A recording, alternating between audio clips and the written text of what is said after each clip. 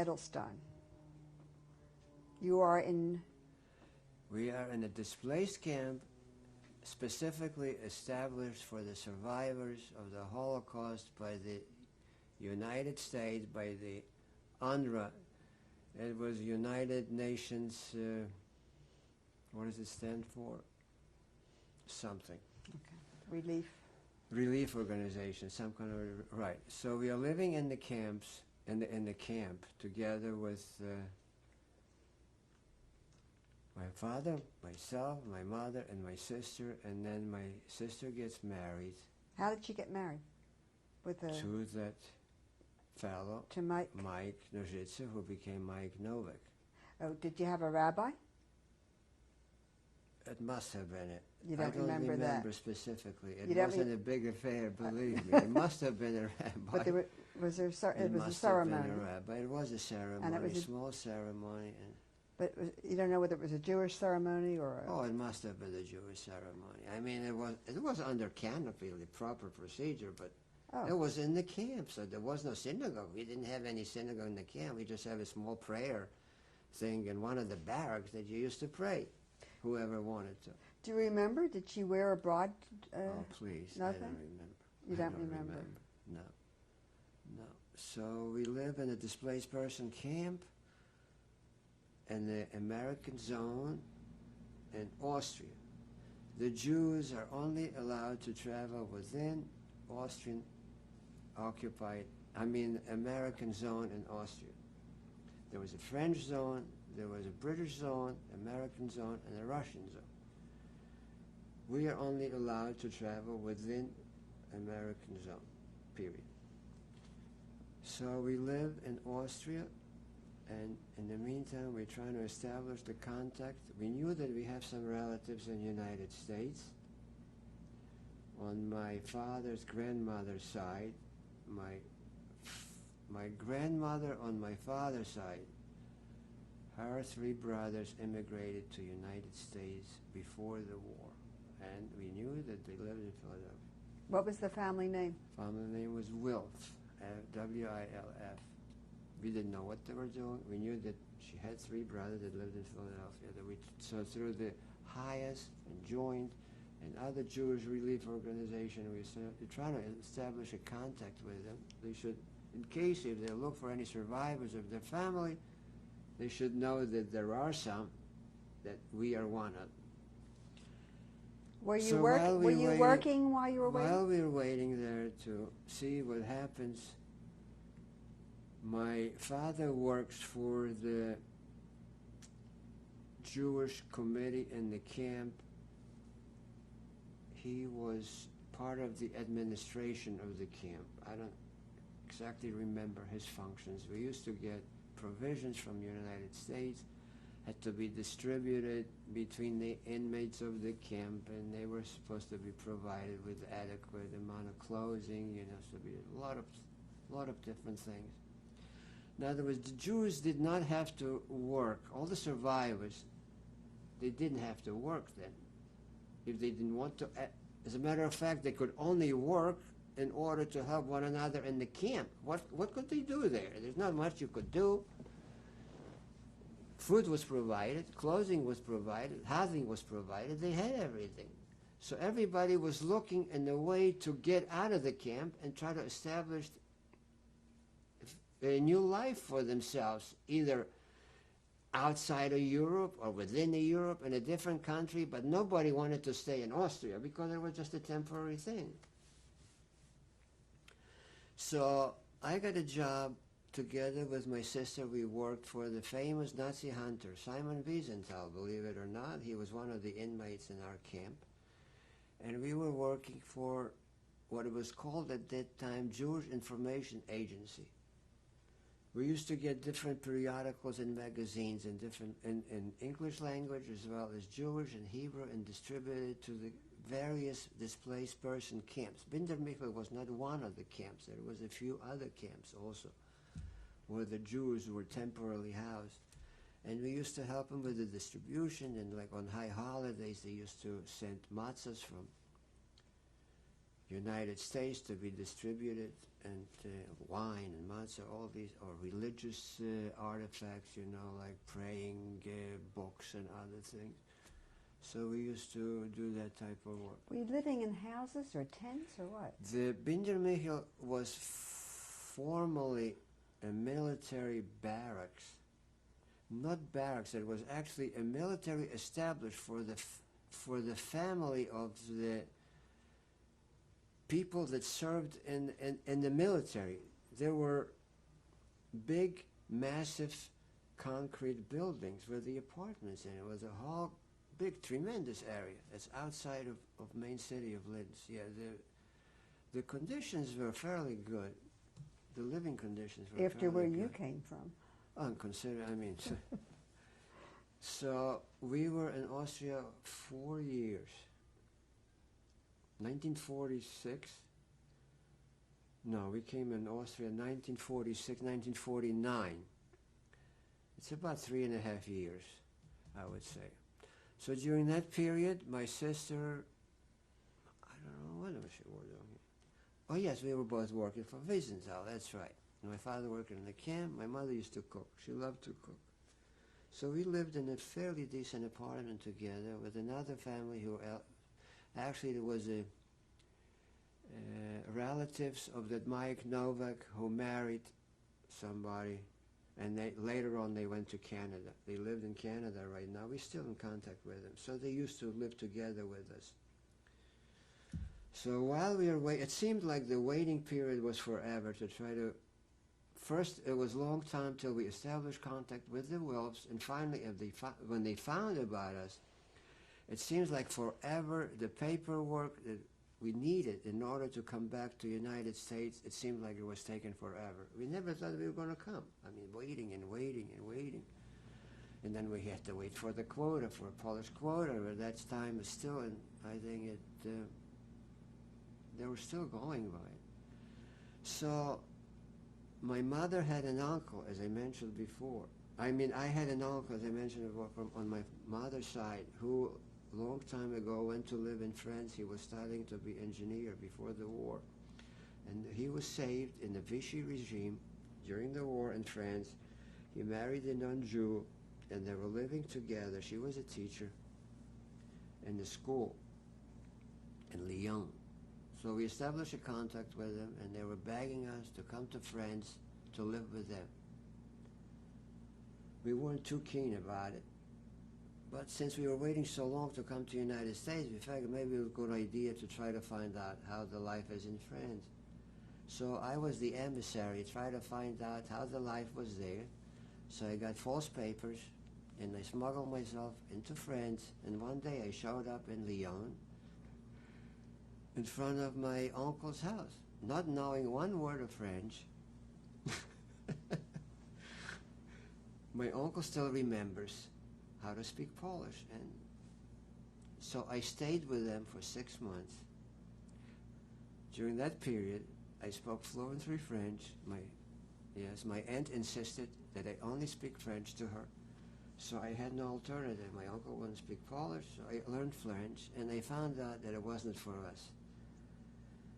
Their living standard were not up to ours, and I knew my family was not going to be happy with the surrounding and the way they were cramped there, and I couldn't see any future for myself or my father, my mother. So I decided after 6 months is enough.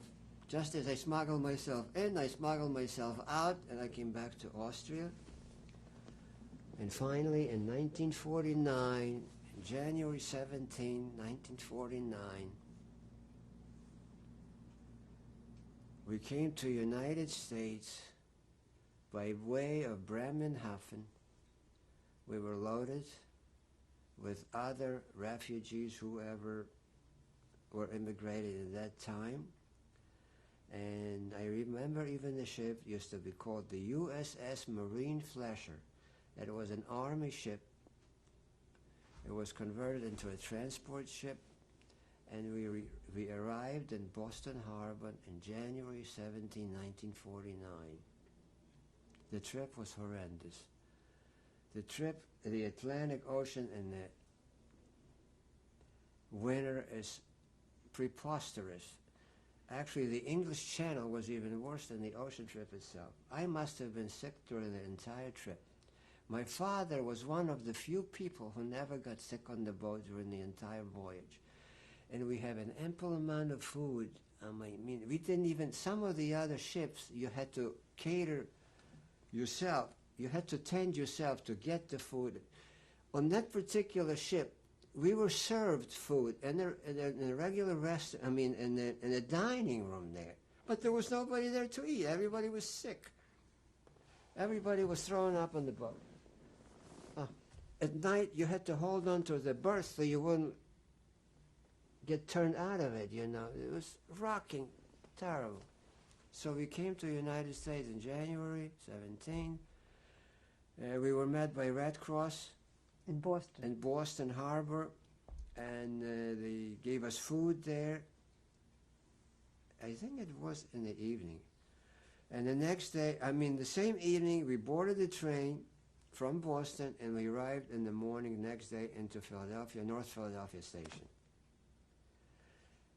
with all our belongings, and we had a lot of belongings by that time. I don't know. We must have come with about 5 or 6 trunks. And we were dressed. We come to the North Philadelphia Station, and we are met by our family. We look at them, and they look at us, and we wonder who is a displaced person, we or they are. I think we must have been dressed better than they were. And did you know them? No, we never. Nobody from our family knew what they looked like. Mm-hmm. So they were very nice to them, very nice. First of all, they put us up in Hotel Clinton. They rented a couple rooms for us. We stayed there for the week. They wined us, they dined us, they provided us with money and everything. And we were like, we felt like being on display. That these are the survivors, from the Holocaust. And we thought like we were part of a circus or something, because we were being shown to all the other members of the family. Each day we were visiting somebody else, and these are the surviving Edelstein, and these are, we thought we were like guinea pigs. But nevertheless, they were very nice to us. After being there a couple of weeks, they found us an apartment for us in West Philadelphia on Waylusing Avenue. They rented a house for us. They furnished it us with the furniture and everything. And we moved in there, all 4 of us. How about and Mike? And we started How about Mike? We all lived together. That's 5 of you. Mike? Oh, 5 of us. I'm sorry. I forgot. 5 of us, right? My sister's husband. And we are trying more or less to live, so to speak, a more normal life from there on. I found a job working for Wilf Brothers in one of their stores in Germantown in the shipping department. Even though that I knew English, I wasn't that fluent yet in the language. I forgot to mention that while I was in Austria, I learned how to speak English by having a Austrian tutor. An Austrian tutor taught me English. That's a strange combination. So when I came to the United States, more or less, I spoke pretty fluently. I'm the only member of the family that somehow does not have a specific European accent. I don't know why. It just happens. My sister speaks with a heavy accent, so did my mother and my father. They never lost it, but I didn't. So I found a job working for Wilf Brothers in one of their stores in Germantown. My father, well, he was already older. He couldn't he couldn't speak too well English. What could he do? He didn't have any occupation, so to speak. So one of my relatives, one of my relatives had a store on South Street. It was a ladies' apparel store. So he said it would be a good idea my father be a presser. Figure that, my father being a presser. My father lasted on the job pressing pens, I think, 2 days or so. He says, it's not for me. I'm not doing it. So I'm working at Wolf Brothers. My brother-in-law is working as a carpet layer. He's being trained as a carpet layer because the other faction of the Wolf Brothers used to be Wolf's family. They had a wholesale carpet place. And the other faction of the Wolf Brothers, they have an appliance and retail carpet place. So they figured it would be a good occupation for my brother-in-law to. It was a good paying job to be a carpet layer. And not that much skill was involved. Who was the head Wilf that you would remember? Do you remember? Well, there was Elias Wolf. He was the oldest one. He was the richest one. He has the Elias Wolf. It was called what was it called? Elias. I think it was called Elias Wolf. He was the oldest one of the Wolves. He established that wholesale carpet business. And then there were relatives of his. There were also Wills. They were in the other business where they had the 3 retail stores. Okay. So my brother-in-law is a carpet layer. I am working in the shipping department, and my sister works as a seamstress someplace for somebody in South Philadelphia. And my mother, as usual, she cooks for all of us. So we figured we got to find something for my father because he's going out of his mind. He's got to do something. So we live on Wailusing Avenue and figure we would like to have a house of our own. We don't like to pay rent. Why should we pay rent? I mean, the relatives are paying rent, but now already we're making money, so we're trying to repay for them. As a matter of fact, we repaid them every cent that they laid out for us to bring us over and everything. Every cent. We didn't know anything. So we're trying to find out what would be the proper thing for my father to do, something that he could do together with my mother. So we figured maybe we see all these little mom and pop stores in the neighborhood, so maybe it would be a good idea to have a candy store where my mother and my father could run the candy store. We could have an apartment above, and it would be our own. It will manage somehow on our own. Supplement the income, me working, my brother-in-law working. So we finally find out a place on D in Loudon, a very nice house. It wasn't a new property. It had to be fixed to some extent. It was a candy store there before, but it was a rundown property. So we buy the house with the help of our relatives. They helped us to get a mortgage. And we buy that property, we all move in, we fix it up, and we run a mom and pop candy store downstairs. My father and my mother, it was a very hard work. 7 days a week, from 9 o'clock in the morning to 12 o'clock at night, never closes. You know, neighborhood candy store always stayed open. So when I come back from work, myself and my brother-in-law and my sister, we all pitch in to give my mother and my father some time off. So we stay there about a couple of years. And then my niece was born, my sister's little girl Elaine was born, and things are getting to be a little bit too crammed, and Levittown is building new homes in Levittown. So my sister and my brother-in-law are looking at those houses, and they like what they see, and they can afford it for that price. And they moved to Levittown. And we are left by ourselves. My sister lives in Levittown. I still work for Wolf Brothers. But at that time, we decided that candy store business is getting too much. It's too many hours. You work like a dog from night till morning, 7 days a week. You're not used to that kind of work. We sell the candy store. We made some profit. We moved into with my sister to Levittown.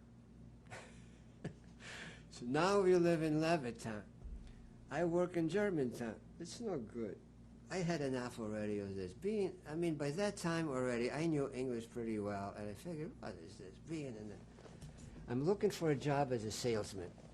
By that already, I see what it takes to be a salesman in the floor covering business. I'm working in the warehouse for clothing. Why can't I find a job to be a salesman? So I answer an ad in the newspaper. They're looking for a manager of a floor carving store in Woodbury, New Jersey. Listen to me. I live in Levittown. This is in Woodbury, New Jersey. So I answer the ad. I go for an interview. I get a job as a salesman in Woodbury, New Jersey, and the salary was twice as high as I was making here at Wolf Brothers. By that time, I have already a car, so the transportation is not a problem. So my parents are living with my sister in Levittown. My brother works as a carpet layer. I commute back and forth each day to Woodbury. So we stay there for a while. So things are... My father still has nothing to do yet. He's still unemployed. So we go back, and so then we decide, by talking to the Wilfs and so forth, they figure out it would be a good idea, maybe my father and I should open up, listen to this, carpet work room. In other words, a carpet finishing room, which would involve of finishing, putting binding on the rug. When the rugs come to room-sized rugs, since they were in the carpet business, whenever they sold the carpet, they would send it to us. We would finish them, charge it a certain amount of money, and that would be making a living. What do we know from carpet business? I mean, from binding. So while I was working at Wolf Brothers, I saw more or less they had a girl working on one of the machines, and she was binding the carpet for them in one particular store. So more or less, I had an inkling, more or less, what it's all about. So we rent a place on 4th Street between Arch and Market, a small place. We buy 3 or 4 machines. We buy conveyor belt. We put a sign, S. Edelstein and Son. We're in the carpet binding business. What year do you think that was? That was in 19...